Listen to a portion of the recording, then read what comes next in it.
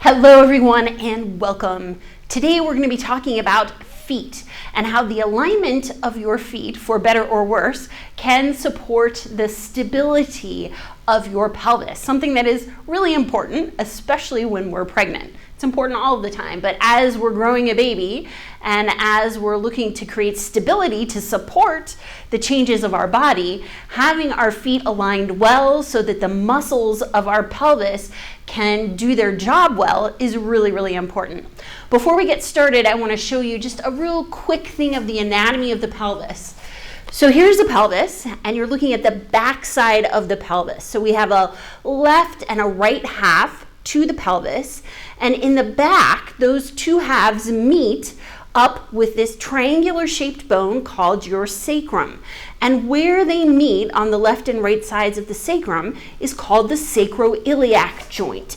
And this joint does not fuse. So it has some give and some mobility to it, which comes in handy when it's time to give birth. It helps the pelvis better accommodate the baby as it moves through the pelvis.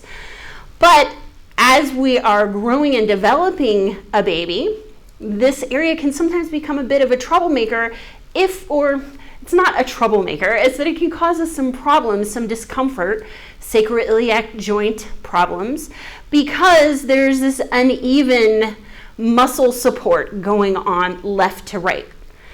Now, if we look at the front of the pelvis, where these two halves meet in the front is at your pubic bone, or officially known as your pubic symphysis, and it's a joint because the two halves come together. Now, sometimes people will develop discomfort and pain in this area known as symphysis pubic disorder, or SPD. And that is because the alignment of this joint is off. And when it is misaligned, it can cause some discomfort and issues that you don't want to deal with when you're pregnant, or really at any time.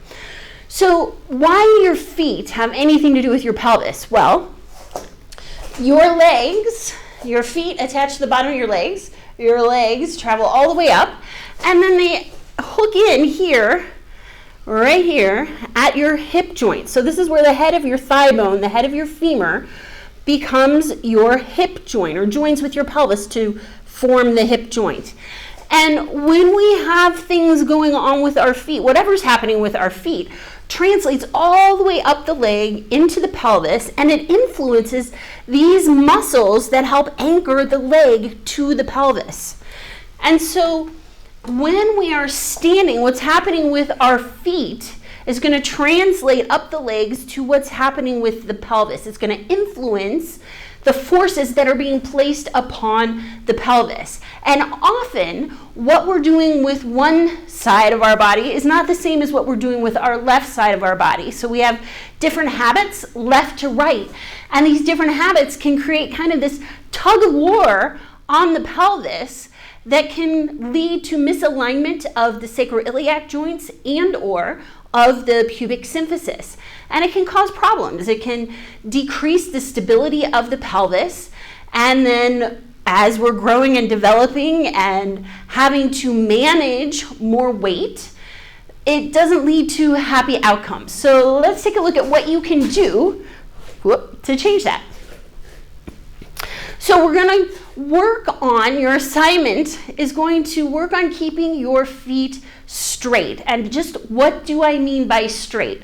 Well, I'm going to have you grab either a book, or if you have a hardwood floor, you can use the line in the floorboards, or if you have a yoga block, or this is a half dome, anything that has a straight edge will come in handy.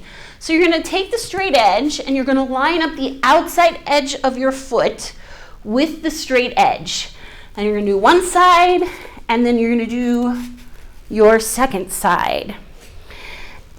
We're not using the toes as our gauge of whether or not your feet are straight. In fact, you may look down and feel like your toes are angled inward and think that you have actually turned your feet inward. But it's tricky to use toes as a gauge for the position of our feet, because toes are pretty malleable and influenced by what we have done and the shoes we have worn up to this point. So they're not a really accurate, objective marker for the alignment of our feet. That's why we're using the outside edges of our feet. You might notice that you feel knock-kneed. Some people feel quite knock-kneed in this position, especially if you've spent a lifetime with your feet turned out. So turning the feet to a straight position can feel a little strange, a little awkward, like it's not right, because it's unfamiliar.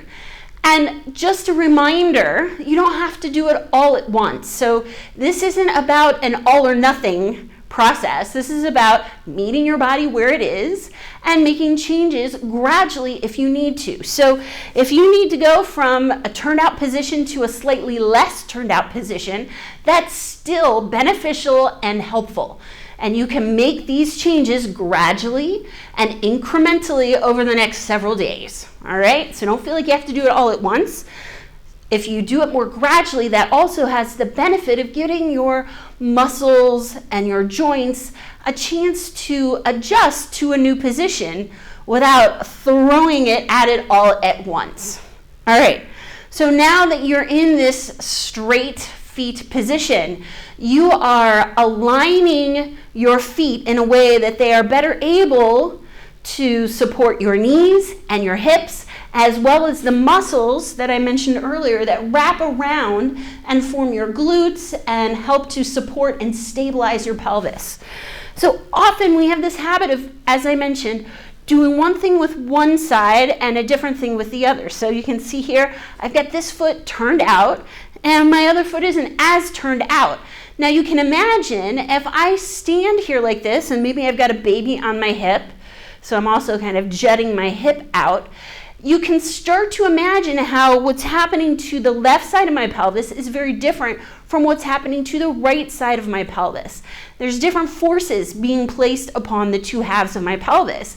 And if this is my default position whenever I'm standing, or the majority of time when I'm standing, this can lead to some problems down the road with my pelvis that people may be able to juggle okay when they're not pregnant, but then when we add on all the changes that go along with a pregnancy, and I'm really not talking about relaxin, because often relaxin is not the main troublemaker in this equation. It's all the habits that you took into your pregnancy that are the main troublemaker in this equation. And then you add on a growing baby and growing blood volume, and you add on less space and all of the things that go along with being pregnant, and it can become a recipe for some problems if we're not mindful. So you're going to work on standing with your weight on both feet, with the outside edges of your feet straight, as often as possible. This is your homework. You're going to try and catch yourself as much as you can with your feet turned out so that you can gradually shift it to a straight foot position and spend more time with your feet straight and less time with your feet turned out, which will therefore support the stability of your pelvis. You're also going to see, can you start to take this straight foot, forward foot habit into your walking? Because when we walk, we also want to keep our feet facing forward instead of walking turned out. So if we're walking with our feet turned out and one foot turned out more than another, then we really have this tug of war going on with the pelvis. So straighten your feet when you're standing, straighten your feet when you're walking. You can set little reminders, like put a Post-it note up around your house or set an alarm on your phone. Anytime the alarm goes off or anytime you see one of those Post-it notes, that's a little trigger for you to check in and see, what are my feet doing? And oh, there they are again, a little bit turned out, and shift them back to a more forward-facing position. This will take time. You're shifting a habit. It's okay. Have fun with it and enjoy reaping the benefits.